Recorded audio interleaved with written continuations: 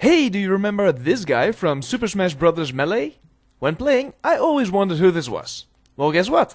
Not long after Melee, they released this game, Fire Emblem, for the Game Boy Advance. Released in 2003 by Intelligent Systems and published by Nintendo. The original Fire Emblem series has been going in Japan since 1990, but we saw our first release in 2003 with this game. You play as Mark, a traveling tactician. At the start of the game, you get to pick your name, gender and birthday. As far as I know, this doesn't actually do anything, except for if you play a female, you get some different dialogue. The game starts with your typical JRPG dialogue setup, before throwing you into the tutorial. This was the first time I actually saw this type of storytelling, and I must say, I really like the way they do cutscenes. They're just still images of whoever is talking, only changing their facial expressions to match the mood. When you begin the game, you wake up in a plain girl's house, after having found you lying unconscious on the plains. She takes care of you until the village is under attack by bandits. Cue the tutorial.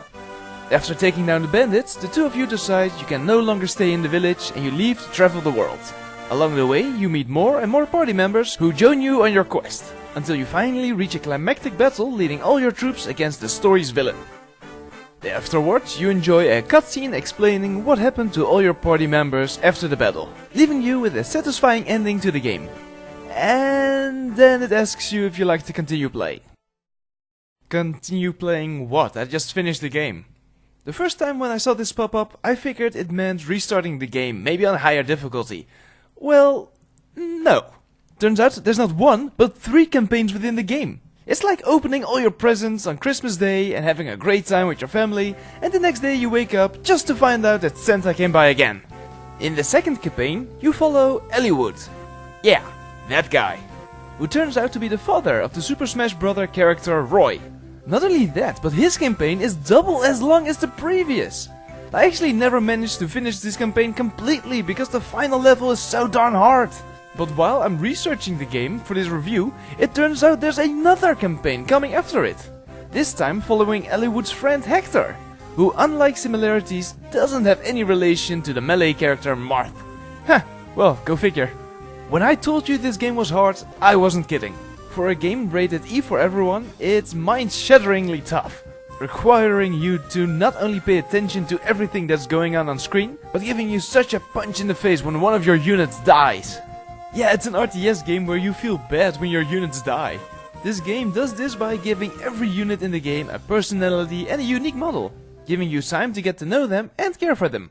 Then when they die in battle, you get a little cutscene where they apologize for failing you.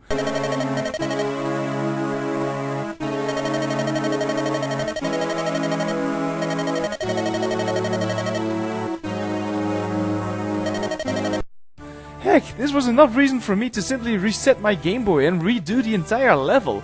Oh, I hear you cry. Oh, stop being such a crybaby, just retrain the unit. No, wrong.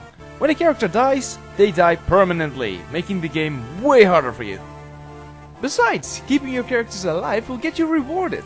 When your character reaches level 10, they can upgrade to their hero class, getting better armor and weapons and way more skills. Not only that, but their animations get updated to match their new avatar and they look really cool. Each level begins with giving you a bit of information about why you're here and what your general mission is. Usually this is killing all the enemies or defeating a boss, but every now and again you get a different mission, from guarding an NPC to fighting your way through a castle or dungeon. The game works in turns. You get to move all your units and command them to attack or use an item. Then when you're done with all your orders, it becomes the enemy's turn, who then gets to command all their units. The enemy AI is clever and you better be real careful picking your tactics, because one slip up might lead to another one of your party members biting the dust. Now I can't avoid talking about the music in this game. Normally I try avoiding this subject due to copyright issues, but come on, just listen to this. That's some cool music. Alright, sure it might sound a little 8-bit, but what if I show you this?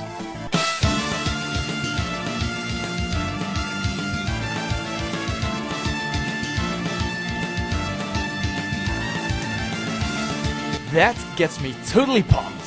Heck, did you know that via a cheat code you could actually listen to this song in Super Smash Bros. Melee as well? How cool is that? From there on, why not take a good hard look at the graphics? They're very pixely.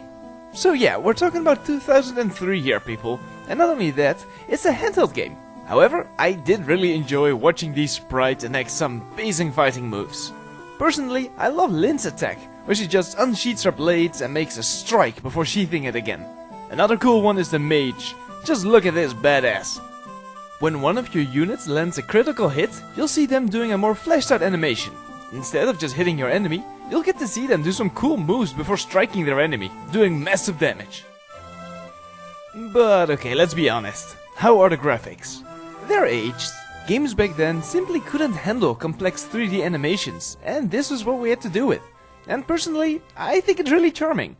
Besides recording the necessary footage of this episode, I actually got really interested and started replaying the game again. Which, led me to finish this script at 3 AM on a Saturday. If you, like me, can take some enjoyment out of these simple animations and are willing to subject yourself to a tough as nails game, then give Fire Emblem a try. Although this was the first one to be released outside of Japan, since then tons of new Fire Emblem games were released worldwide, with the latest, Fire Emblem Awakening, being released this month in Europe.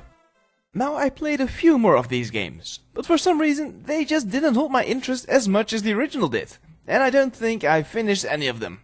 Nevertheless, after this review I might actually give them another try.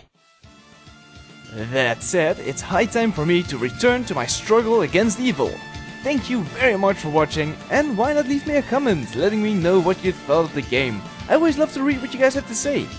I hope you have a great week, and I'll see you again next week for another Did You Play?